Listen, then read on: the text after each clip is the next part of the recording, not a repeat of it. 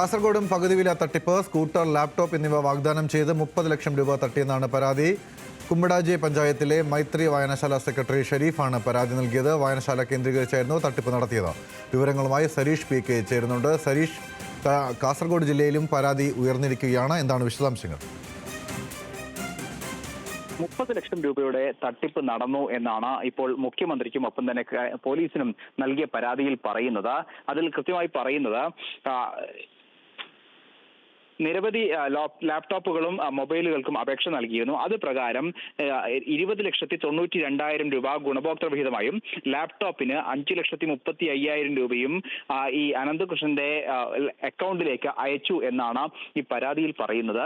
നേരത്തെ ചില ലാപ്ടോപ്പുകളും ഒപ്പം തന്നെ സ്കൂട്ടറുകളും ലഭിച്ചതിന്റെ അടിസ്ഥാനത്തിലാണ് ഈ മൈത്രി വായനശാല കേന്ദ്രീകരിച്ച് കൂടുതൽ ആളുകൾ ഈ പണം നൽകിയത് എന്നും, അതായത് ആദ്യം ചില ലാപ്ടോപ്പുകളും ഒപ്പം തന്നെ ഈ മൊബൈലുകളും ലാപ്ടോപ്പുകളും സ്കൂട്ടറും നൽകി തങ്ങളെ വിശ്വസിപ്പിച്ചു.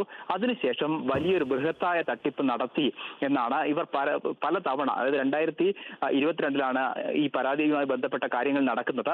അതിനുശേഷം പല തവണ ഈ അനന്തകൃഷ്ണനുമായി സംസാരിക്കുകയും ഇത് ഉടൻ തന്നെ നൽകണം, ഈ നാട്ടുകാർ ഇതുമായി ബന്ധപ്പെട്ട് പരാതി ഉന്നയിക്കുന്നുണ്ട് എന്നൊക്കെ ആവശ്യപ്പെട്ടപ്പോൾ കൃത്യമായി നൽകും, അത് CSR ഫണ്ട് നൽകുന്നതുമായി ബന്ധപ്പെട്ട ചില കാലതാമസം മാത്രമാണ്, അത് എത്രയും പെട്ടെന്ന് നൽകും എന്ന് പറഞ്ഞിരുന്നു. പിന്നീട് ഈ പരാതികൾ കൂടുതലായി, അതായത് മൈത്രി വായനശാലയിലേക്ക് ആളുകൾ പരാതിയുമായി എത്തിയപ്പോൾ ഈ കാര്യങ്ങൾ അനന്തകൃഷ്ണനെ അറിയിച്ചു. പക്ഷെ അതിനിടയിലാണ് അനന്തകൃഷ്ണൻ ചില സ്കൂൾ കിറ്റുകൾ, അതായത് വിദ്യാർത്ഥികളുമായി ബന്ധപ്പെട്ട ചില സ്കൂൾ കിറ്റുകൾ 500ഓളം കിറ്റുകളുമായി എത്തുകയും ഇത് CSR ഫണ്ടിൽ വഴി ലഭിച്ചതാണ്, ലാപ്ടോപ്പുകളും ഒപ്പം തന്നെ സ്കൂട്ടറുകളും അടുത്ത് തന്നെ എത്തിക്കും, ഇത് താൽക്കാലികമായി നിങ്ങൾ വിതരണം ചെയ്യണം എന്ന് പറഞ്ഞ് ആളുകളെ ആശ്വസിപ്പിക്കുകയും ഇതൊരു തട്ടിപ്പല്ല എന്ന് ജനങ്ങളെ വിശ്വസിപ്പിക്കുന്ന രീതിയിൽ പെരുമാറുകയും ചെയ്തത്. അതിനുശേഷമാണ് ഇവർ വീണ്ടും ആളുകൾ, അല്ലെങ്കിൽ 2024 എത്തുന്നു, വീണ്ടും ആളുകൾ പരാതിയുമായി എത്തുന്നു.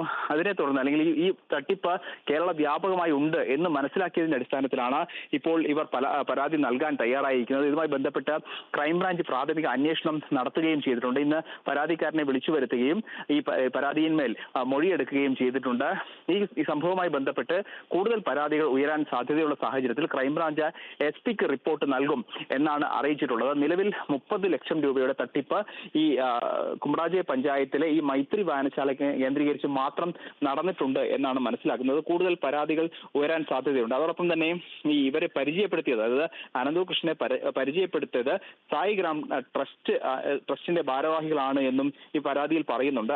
അവരുടെ നിർദ്ദേശപ്രകാരമാണ് ഇത്തരത്തിൽ CSR ഫണ്ട് ഉപയോഗിച്ച ഒരു സ്കീമുണ്ട് എന്നും കേന്ദ്ര സർക്കാരിൻ്റെതാണ് എന്ന് വിശ്വസിപ്പിക്കുകയും ചെയ്തത് എന്നാണ് ഈ പരാതിയിൽ പറയുന്നത്. എന്തായാലും ഈ സംഭവവുമായി ബന്ധപ്പെട്ട് കൂടുതൽ പരാതികൾ വരാൻ സാധ്യതയുണ്ട് എന്ന് തന്നെയാണ്. കാഞ്ഞങ്ങാട് ഉൾപ്പെടെ ഇത്തരത്തിൽ ഈ സായിഗ്രാം ട്രസ്റ്റ് വഴി തന്നെ ആളുകളെ പരിചയപ്പെടുകയും ഇത്തരത്തിൽ NGO കേന്ദ്രീകരിച്ച് വായനശാലകളും ലൈബ്രറികളും കേന്ദ്രീകരിച്ച് കൂടുതൽ തട്ടിപ്പ് നടത്തിയിട്ടുണ്ട് എന്ന് തന്നെയാണ് മനസ്സിലാക്കുന്നത്. അതിനിടയിൽ ചില പരാതികൾ ഒത്തുതീർക്കാനുള്ള ശ്രമവും നടക്കുന്നതായും ഈ പരാതിക്കാരൻ തന്നെ പറയുന്നുണ്ട്. നമ്മൾ നേരത്തെ സംസാരിച്ചപ്പോൾ പരാതിക്കാരൻ തന്നെ പറയുന്നത് പല സ്ഥലങ്ങളിലും ഈ ട്രസ്റ്റിന്റെ ആളുകൾ തന്നെ ഇദ്ദേഹത്തെ പരിചയപ്പെടുത്തുകയും ആ സ്ഥലങ്ങളിൽ നിന്നും ഫണ്ട് ശേഖരിക്കുകയും ചെയ്തിട്ടുണ്ട്. പക്ഷേ അത്തരത്തിൽ പരാതികൾ ഉയരാൻ സാധ്യതയുള്ള സ്ഥലങ്ങളിൽ ചില ഒത്തുതീർപ്പ് ചർച്ചകൾ കഴിഞ്ഞ ദിവസങ്ങളിലൊക്കെ നടന്നിട്ടുണ്ട്. അതുകൊണ്ട് തന്നെ പരാതിയിലേക്ക് പോകാനുള്ള സാധ്യതയില്ല എന്നുകൂടി സരീഷ് ഈ ഘട്ടത്തിൽ ഒന്ന് ഇടപെടുകയാണ്. ഒരൊറ്റ കാര്യത്തിൽ ഒന്ന് ഇടപെടുകയാണ്. അതായത് സരീഷ് പരാതിക്കാരനായി ബന്ധപ്പെടുന്ന സാഹചര്യത്തിൽ വ്യക്തമാക്കിയത്, ഇപ്പോൾ ഈ തട്ടിപ്പ് പുറത്തു വന്നതിന് പിന്നാലെ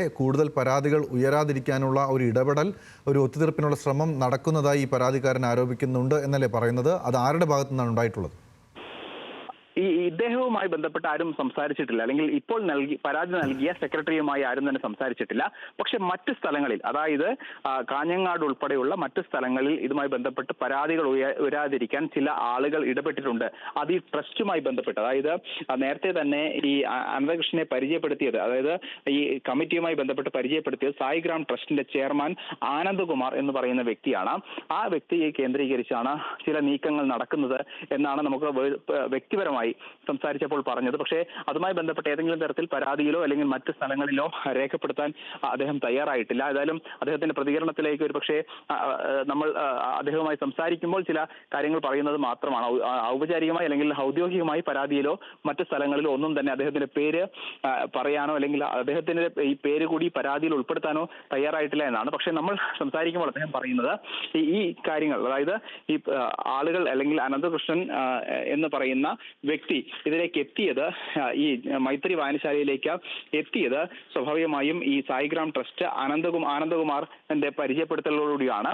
അതിനുശേഷം അദ്ദേഹത്തിന്റെ വിശ്വാസത്തെ കണക്കിലെടുത്താണ്, അല്ലെങ്കിൽ അദ്ദേഹത്തെ വിശ്വസിച്ചാണ് ഈ പണം നൽകിയത് എന്നുകൂടി അദ്ദേഹം പറഞ്ഞു വെക്കുന്നുണ്ട്. ശരി, സരീഷാണ് വിവരങ്ങൾ നൽകിയത് കാസർഗോഡ് നിന്ന്. ഇപ്പോൾ പകുതി വില തട്ടിപ്പിൽ കാസർഗോഡിനും പരാതി ഉയർന്നിരിക്കുകയാണ്. മൈത്രി വായനശാല കേന്ദ്രീകരിച്ചാണ് ഇത് നടന്നിരിക്കുന്നതെന്നാണ് വ്യക്തമാക്കുന്നത്. കൂടുതൽ പരാതികൾ ഉയരാനുള്ള സാധ്യതയുണ്ടെന്നും സരീഷ് പറയുന്നുണ്ട്. എന്തായാലും ആ വാർത്തകളും അടുത്ത ദിവസങ്ങളിൽ ചിലപ്പോൾ പുറത്തു വന്നേക്കും.